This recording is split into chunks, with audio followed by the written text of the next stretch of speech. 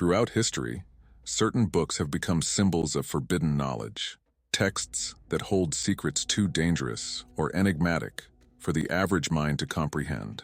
In today's video, we're diving into 5 of the most mysterious and occult books ever to exist. The Codex Gigas, the Voynich Manuscript, the Book of Soyga, the Grand Grimoire, and the Cryptic. These books have intrigued scholars, conspiracy theorists, and even occult practitioners for centuries. Some remain largely unreadable, others are said to be cursed, and many are surrounded by dark legends. Let's uncover the mysteries behind these remarkable works. The Codex Gigas, famously known as the Devil's Bible, is a breathtaking medieval manuscript that stands as one of the largest books ever created by hand. Measuring an astonishing 36 inches in height, 20 inches in width, and weighing over 165 pounds, the book's physical grandeur alone sets it apart. Its creation is believed to date back to the early 13th century in the Benedictine monastery of Podlages, in what is now the Czech Republic. While historians agree that it was likely the work of a single scribe, believed to be Herman the Recluse, the manuscript's true origin remains veiled in mystery. What makes the Codex Gigas truly legendary, however, is the chilling tale associated with its creation. According to folklore, Herman, a monk who had broken his vows, faced a dire punishment, execution. To save his life, he vowed to create a book that would glorify God and encapsulate all human knowledge. However, as the story goes, Herman realized the task was impossible to complete in one lifetime. In desperation, he is said to have turned to the devil, offering his soul in exchange for help in completing the manuscript overnight. The devil accepted, and the result was the Codex Gigas, with a striking full-page illustration of Satan himself, a unique and eerie feature rarely seen in other manuscripts of the time. The devil illustration, measuring an imposing 22 inches, is both grotesque and captivating, portraying a horned, green-skinned figure crouched in a dramatic pose. Scholars speculate that this imagery served as a warning against sin or as a reflection of medieval beliefs in the omnipresence of evil. Adding to the intrigue is the placement of this illustration.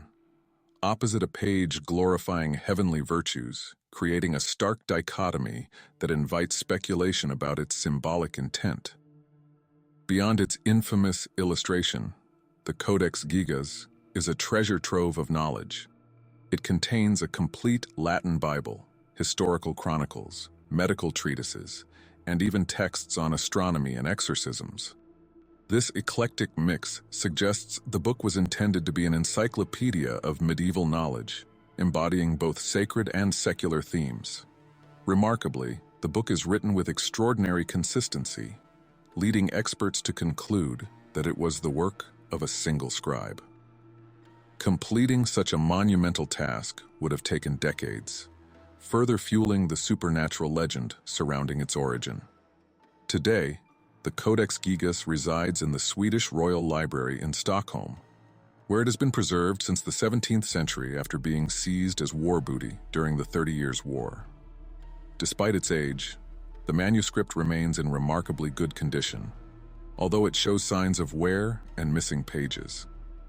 The missing folios, some speculate, may have contained additional secrets or even more sinister content that were deliberately removed. While much of the book's content has been studied and translated, its deeper mysteries endure. Why was the devil given such prominence in a religious text? Was the book's creation truly a result of divine or diabolical intervention? The answers may never be fully known, but the Codex Gigas continues to captivate historians, theologians, and occult enthusiasts alike, standing as a monument to both human ambition and the enduring power of myth. For a deeper dive into the Codex Gigas and the legends surrounding its creation, The Devil's Bible, the Codex Gigas by Lars L. Carlson offers an in-depth exploration of its history, artistry, and enduring enigma. This book is a must-read for those wishing to unravel the mystery behind this medieval masterpiece. The Voynich Manuscript is one of the most enduring unsolved mysteries of the literary world. Discovered in 1912 by rare book dealer Wilfrid Voynich, this 15th-century manuscript contains around 240 vellum pages filled with bizarre illustrations of unknown plants, peculiar astrological diagrams, and an enigmatic script that has defied all attempts at decipherment. Its origins, authorship, and purpose remain a complete mystery to this day. The manuscript is named after Wilfrid Voynich, who purchased it from a Jesuit library in Italy. However, its earlier history is far more intriguing. A letter found inside the book traces it back to Emperor Rudolph II of the Holy Roman Empire in the late 1500s. Rudolph was a noted patron of the arts and sciences, including alchemy and the occult. Some believe he purchased the manuscript for 600 gold ducats, convinced it was authored by Roger Bacon, a 13th-century English philosopher and alchemist. This theory has since been largely discredited, but it reflects the manuscript's long association with mystery and hidden knowledge. Its origins, however, remain debated, with carbon dating suggesting it was created in the early 1400s, likely in northern Italy. The manuscript's contents are equally perplexing. It is divided into 6 distinct sections: herbal, astronomical, biological, cosmological, pharmaceutical, and recipes. The herbal section depicts plants that do not correspond to any known species, while the astronomical diagrams feature zodiac signs intertwined with human figures. The biological section is perhaps the most bizarre, showing naked women immersed in interconnected pools of liquid, possibly symbolizing alchemical processes. The text itself is written in what has come to be known as Voynichese, a unique and undeciphered script. Over the years, the manuscript has attracted the attention of some of the brightest minds in the world. During World War II, William Friedman, one of America's leading cryptologists, spent years attempting to decode it. More recently, artificial intelligence and machine learning have been applied to the text, yet no one has cracked its meaning. Some scholars argue it could be an elaborate cipher, while others believe it is a hoax, a meaningless text designed to appear mysterious. One of the most puzzling aspects is the manuscript's botanical illustrations. Many of the plants appear to be hybrids or fantastical creations, leading some researchers to theorize that the book is a compendium of lost herbal knowledge or a coded guide for medicinal practices. Others believe the manuscript could represent the worldview of a medieval thinker attempting to create their own symbolic system.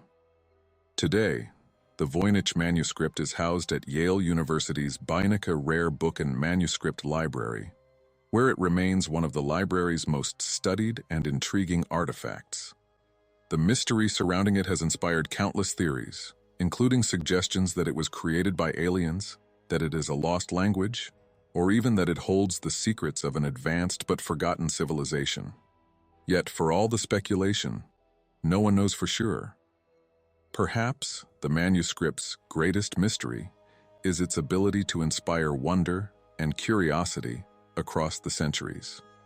What could the Voynich manuscript be hiding, and why has it resisted all attempts at understanding? To explore this enigma further, we recommend The Voynich Manuscript, the complete edition, by Raymond Clemens. This book provides high-quality reproductions of the manuscript's pages and an in-depth analysis of its illustrations and text. It's a must-have for anyone drawn to the allure of historical mysteries, intrigued tone. The Book of Soyga, also known as the Aldaraya, is one of the most enigmatic works of the Renaissance, shrouded in mystery and tied to the occult. Its most famous owner, Elizabethan scholar and mystic John Dee, was convinced that this book contained divine, angelic wisdom, knowledge that could unlock the secrets of the universe itself. John Dee, a mathematician, alchemist, and advisor to Queen Elizabeth I, was deeply involved in esoteric studies. He believed that the Book of Soyga was a sacred text, one that could reveal hidden truths about creation and the heavens. The book's cryptic language, tables, and symbols suggested it held the key to summoning angels and decoding the divine structure of the cosmos.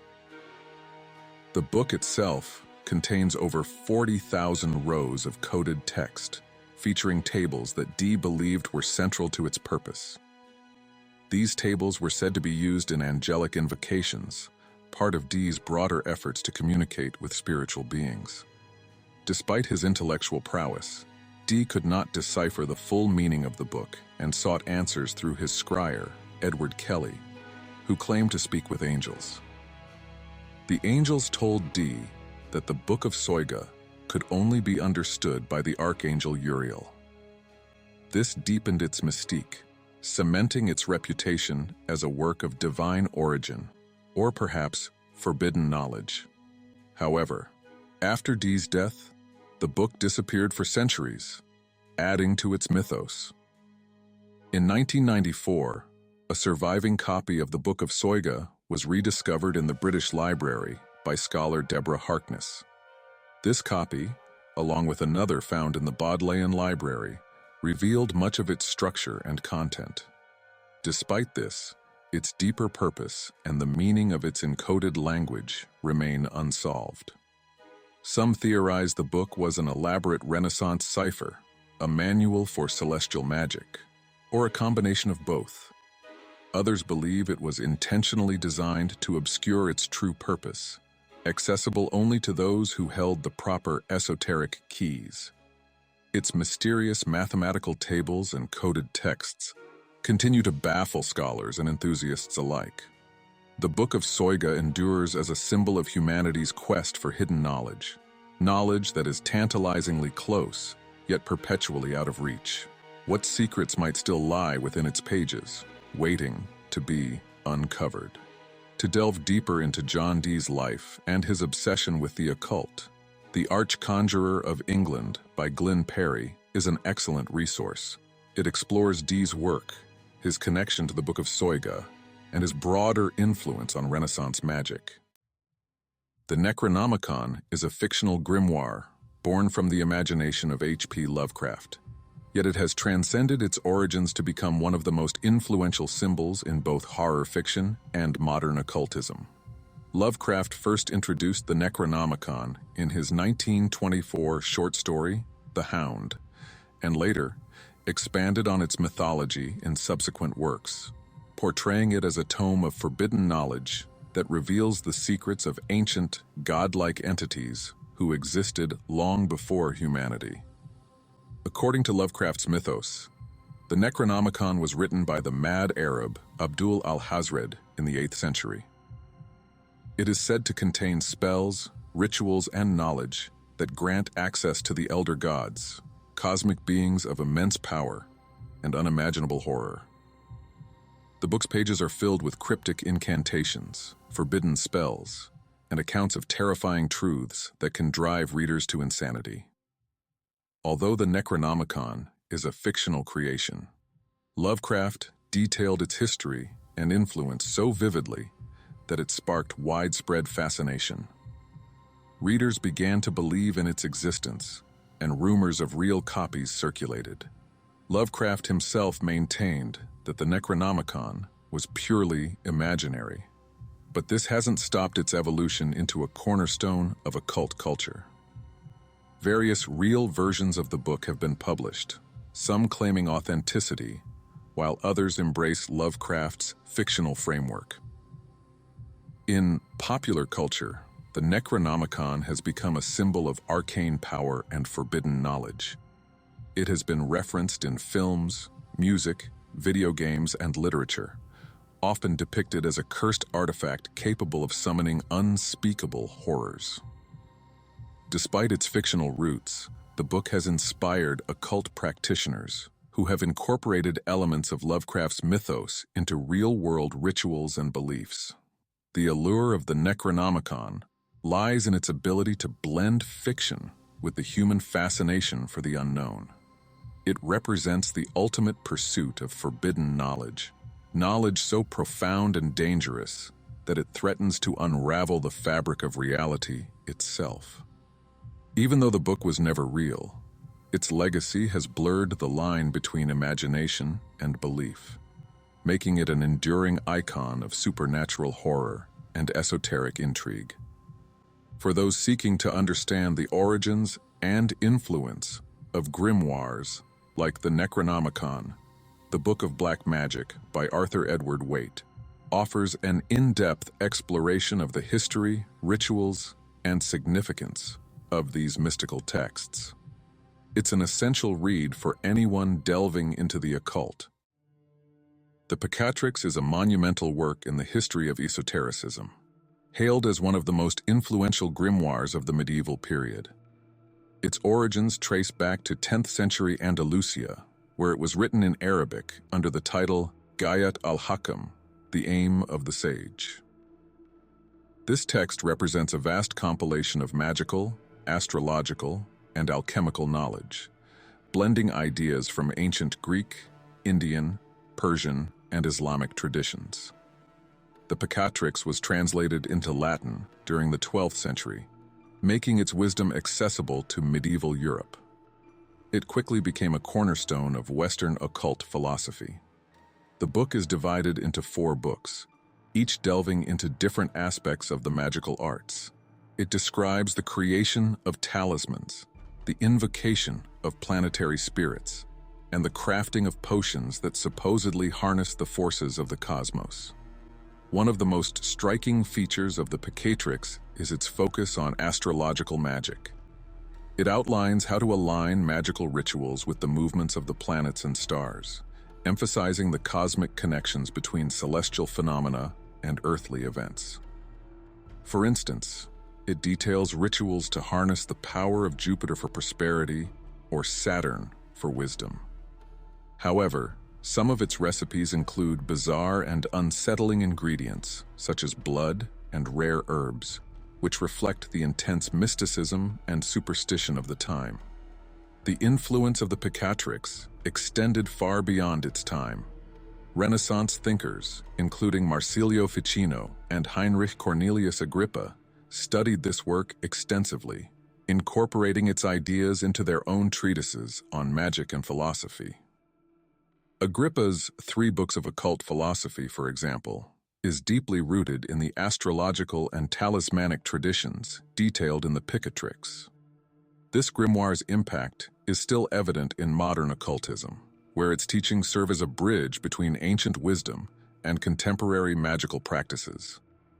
Despite its arcane and sometimes controversial content, the Picatrix remains a treasure trove of historical and esoteric knowledge.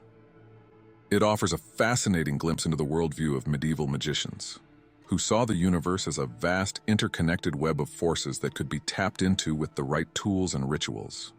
While some view it as a practical guide to magical practices, others regard it as an allegorical text that encodes profound philosophical insights. Its legacy is undeniable, standing as one of the most comprehensive guides to the mystical sciences of its era. For anyone curious about the intersection of magic, astrology, and philosophy, the Picatrix remains an essential work to explore. To dive deeper into this extraordinary grimoire, the Picatrix, a medieval treatise on astral magic, translated by Dan Atrell and David Pareca, is an excellent starting point. This edition not only offers a faithful translation, but also provides insightful commentary to help readers understand its historical and philosophical context. These 5 books represent the tantalizing allure of forbidden knowledge, the desire to uncover truths that are better left hidden.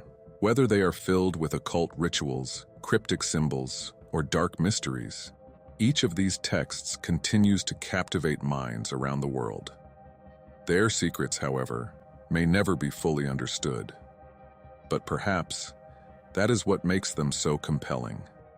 Thank you for joining me on this journey through history's most enigmatic books. If you enjoyed this deep dive into the unknown, don't forget to like, subscribe, and share your thoughts in the comments below.